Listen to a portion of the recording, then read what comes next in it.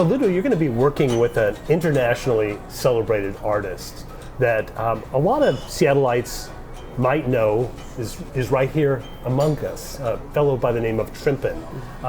Can you tell us a little bit about what you know about Trimpin and why you're attracted to working with him?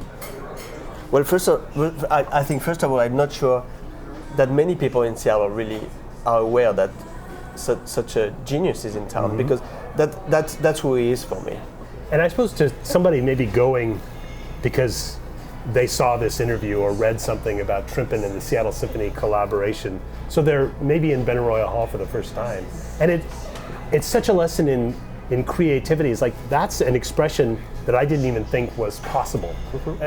Just the sense of possibilities, I think, is what he represents and what your way of thinking is. And it's a point of saying, classical music is not dead.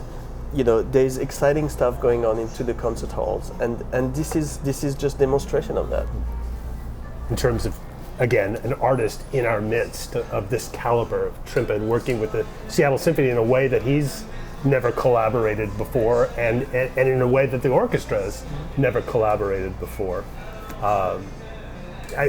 Obviously, that's one of the things that drew you. Oh yes, drew too. I mean, and this idea of listen boldly, think boldly, is that what I want as an artist always is to get. And I said, forgive me for saying this because this is one of my really something I believe strongly, is that we only will get better if we get out of our comfort zone, and this is why I experience with rock musicians. This is why I experience with the likes of Trimpin, because I think it's in a way it's very selfish. I feel that being exposed to such a collaboration will I hope make me a better musician. And when you stretch yourself into thinking further, experiencing further, even to the extent where you're uncomfortable in the moment.